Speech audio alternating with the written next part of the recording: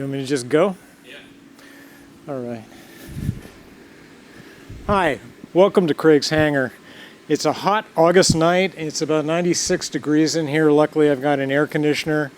Just came back from about an hour and a half flight at night with my youngest son Cameron, who is getting his commercial pilot's license. And we were shooting some RNAV approaches in the Cherokee. I've been thinking about a topic for the last couple of weeks that I wanted to share with you. The top 10 reasons why there may not be a need for speed. I know when you're an airplane owner, you're always looking to advance to the next level, and that usually means something a little bit faster.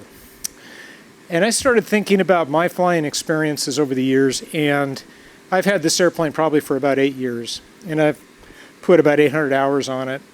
And it doesn't go very fast. It goes maybe 108 knots on a good day. I could upgrade. I'm thinking I probably won't. And I wanted to go over 10 reasons why. This is just my personal opinion. It doesn't mean that there can't be other opinions just as valid. But if you're kind of on the fence between buying an airplane that might be a little bit faster versus something a little bit more affordable that might be slower, maybe this video is for you.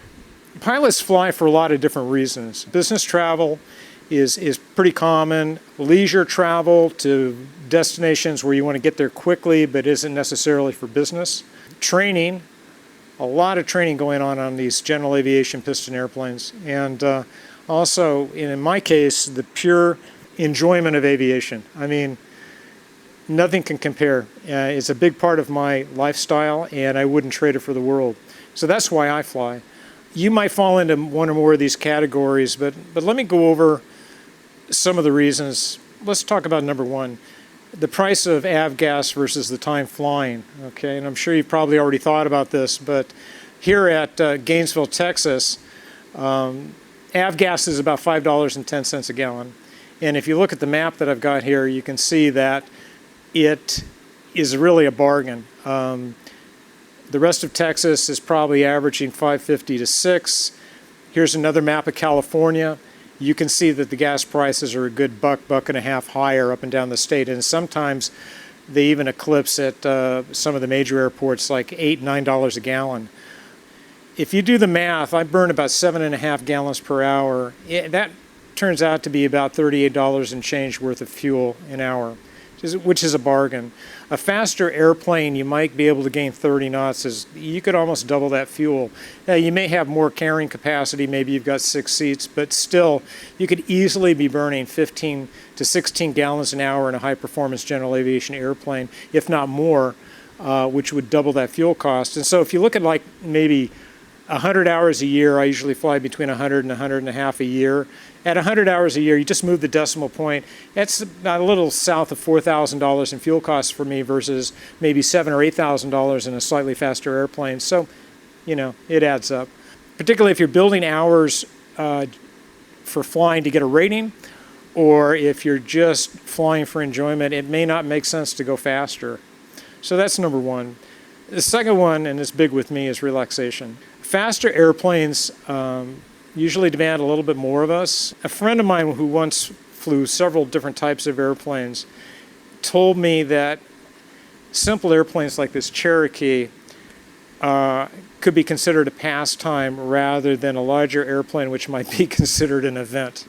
With all of the preparation you have to go through and to fly it, it's a bigger deal. You just don't hop in and go. Not that you just don't hop in and go with this. There is pre-flight planning, but it isn't at the same level of demand as, say, a turboprop, right? Obviously, you should never fly if you're upset, but I got to tell you, the world at 3,000 feet is fantastic because all of your problems in life, and we all have them, they all stay on the ground, at least for me. And I can fly around in an afternoon and come back just so relaxed, and I know my wife Karen appreciates that too. Cost of acquisition would be my third point. Annual inspections, repairs, I'll go into that, but buying the airplane is your first financial hurdle, but I got to tell you, it's just the beginning. Annuals could cost anywhere from $1,000 to $5,000 depending upon the type of airplane. I know some people do owner-assisted annuals for maybe more like $500 if nothing needs to be fixed. But a really thorough annual for a Cherokee, just the labor is about $1,500. The annual inspections are fine, but even after that, you haven't fixed anything, so there's the cost of repairs. You may need to budget maybe $1,000, $2,000, even $3,000 a year. I just had the scissor jacks done on this airplane because of an AD, and it was expensive. So you don't want to get blindsided with that. The cost of insurance is likewise kind of along the same lines. My insurance is an instrument-rated pilot. I've been flying for about 30 years, a few thousand hours. It's about $800 a year. It does not get any cheaper than that. Fixed gear, fixed propeller, 160 horsepower Cherokee. If I moved up to a constant speed prop, faster airplane with retractable gear in particular, that could translate into easily $5,000 or $6,000 worth of insurance a year. That's a huge difference. That's almost fivefold or more. So that's a major one to consider, number 4. Number 5, safety of simple systems. If you have simple systems on a GA piston airplane, there isn't as much to go wrong. I think that's kind of obvious. More complex flight systems might include autopilots and supplemental oxygen, or maybe even de-icing equipment. Those are all things that need to be managed, cared for, and have the potential for not working. Like, say you run out of de-icing fluid or the system doesn't work, you find yourself in icing conditions.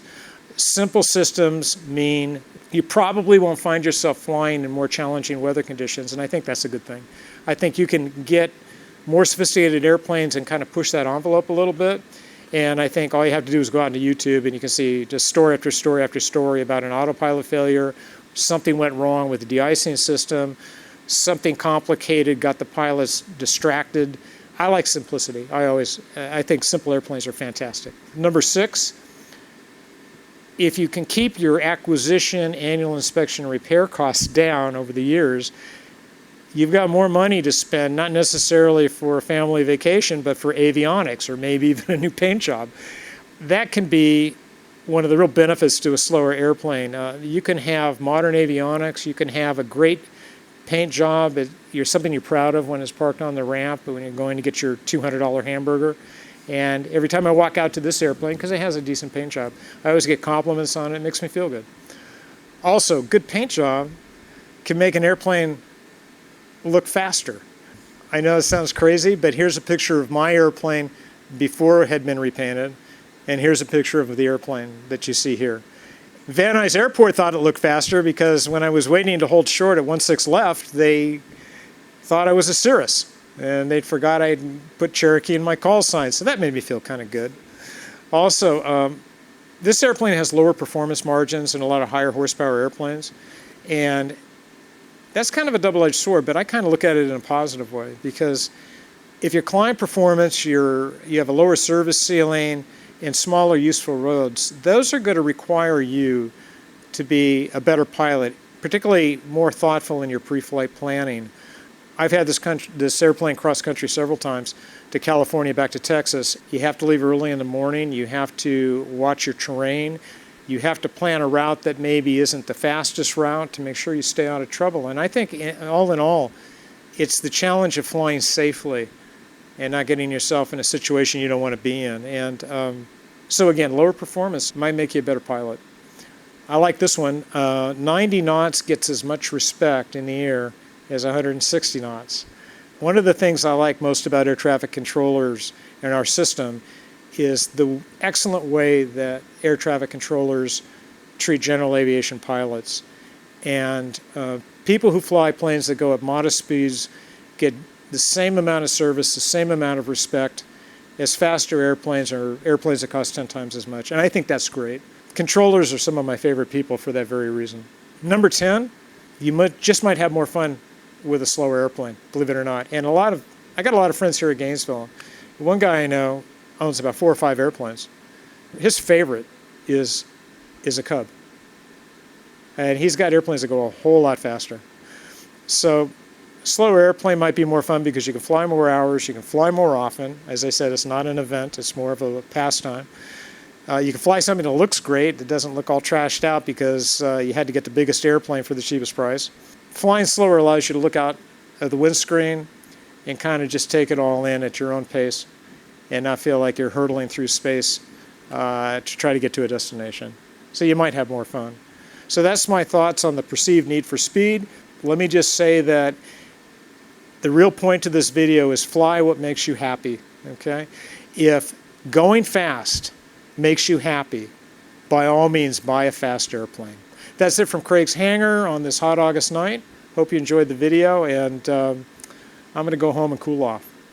Bye-bye.